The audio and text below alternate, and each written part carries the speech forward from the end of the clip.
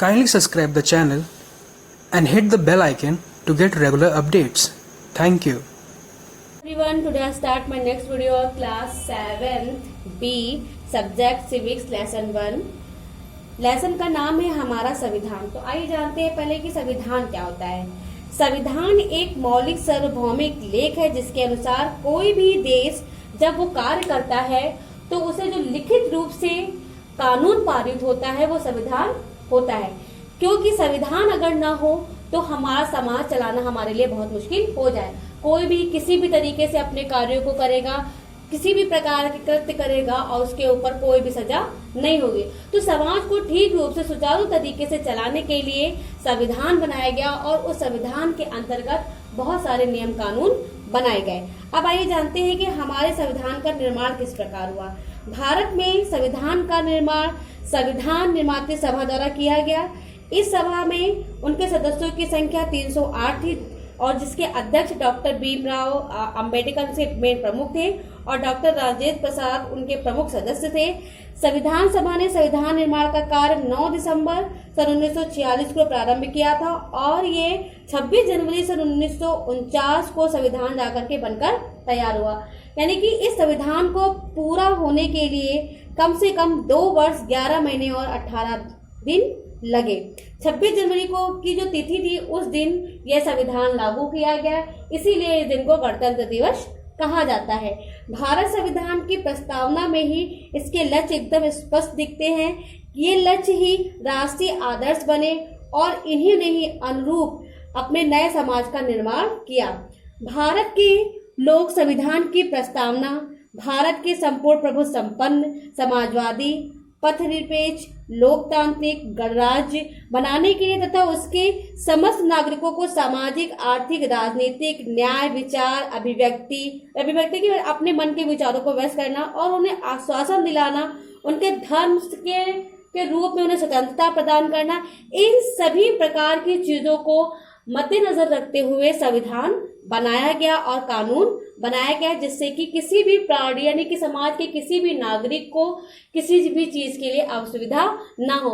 ये ना हो कि हम, क्योंकि भारत एक धर्मनिरपेक्ष राज्य है और यहाँ पे विभिन्न धर्म और विभिन्न जाति के लोग रहते हैं, इसलिए सभी को समान अधिकार प्राप्त किए गए। अब इसके आगे का हम नेक्स्ट वीडियो में शेयर करेंगे। Thank you. Hello everyone, I am Swati Shukla. Today start my next video of class 7 lesson 1 part 2। इसके पहले के पार्ट में हमने पढ़ा था कि संविधान क्या होता है। अब आइए जानते हैं संविधान की प्रस्तावना क्या है। किसी भी संविधान का जो मेन प्रारूप होता है, जिससे हमें ये पता चलता है कि इसके अंतर्गत क्या क्या होता है, वो प्रस्तावना कहलाती है। तो ये कह सकते हैं कि प्रस्तावना शब्द का अर्थ है कानूनी दस्तावेज का परिचय देना। प्रस्तावना हमारे संविधान का परिचय तथा कुंजी दोनों होती है और इसमें आधारभूत सिद्धांतों का उल्लेख किया जाता है। 42वें संशोधन 1976 द्वारा संविधान की प्रस्तावना में कुछ परिवर्तन किए गए थे। ये प्रस्तावना संविधान की आत्मा का परिलक्षित करते हैं कि ये बताते हैं कि संविधान सभी के लिए वास्तव में समान है, किसी के लिए अलग अलग नहीं है। अब आइए जानते हैं कि समाजवाद क्या होता है। समाजवाद जो होता है वो राज्य में देश के लाभ संपदा और राज्य से संबंधित जितने भी अधिकार है उसके लिए समाज का प्रत्येक व्यक्ति बराबर का अधिकारी होता है, वो समाजवाद कहलाता है। फिर आइए जानते हैं लोकतांत्रिक राज्य क्या होता है। लोकतांत्रिक राज्य आप लोगों को पता है कि लोकतांत्रिक मतलब कि वह राज्य जिसमें सभी लोगों का समान अधिकार प्राप्त हो, वो लोकतांत्रिक कहलाता है। देश के लोगों का प्रशासन से संबंधित विषयों पर निर्धारित करने का पूरा अधिकार होता है। या हम सरकार के द्वारा ये भी कह सकते हैं कि जनता को जनता के लिए और जनता के द्वारा ही सरकार यानी कि लोकतंत्र चलाया जाता है। लोग अपने प्रतिनिधि का जो निर्वाचन होते हैं वो अपने मताधिकार के द्वारा उन्हें चुनते हैं। सभी लोगों को गणतांत्रिक राज्य में समान रूप से मत देने का अधिकार है, चाहे वो गरीब हो, चाहे वो अमीर हो, चाहे वो पढ़ा लिखा हो, चाहे वो अनपढ़ हो।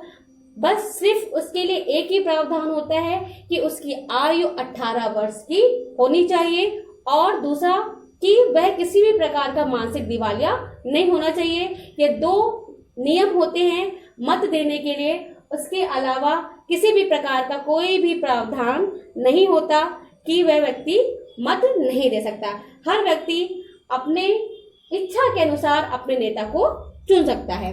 फिर है धर्मनिरपेक्ष राज्य। धर्मनिरपेक्ष का मतलब कि वह राज्य जिसमें धर्म का कहीं नाम ना हो, उसके लिए सभी प्रकार के धर्म एक समान हो, क्योंकि किसी भी देश को चलाने के लिए धर्म सर्वोपरि नहीं माना जाता। इसके लिए 4 प्रमुख लक्षण बताए गए हैं कि पहला, कि भारत सरकार में जो भारत का जो कानून है वो धर्मनिरपेक्ष नहीं, यानी कि सरकार धर्म के अनुसार नहीं चलती।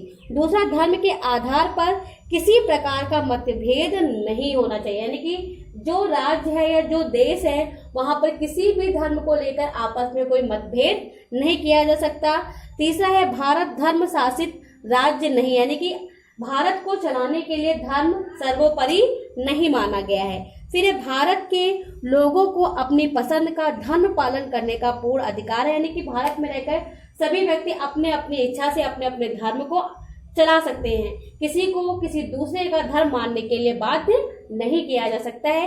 यहीं से हमारा ये वीडियो समाप्त होता है, लेसन हमारा समाप्त होता है। नेक्स्ट लेसन हम नेक्स्ट वीडियो में शेयर करेंगे। Thank you.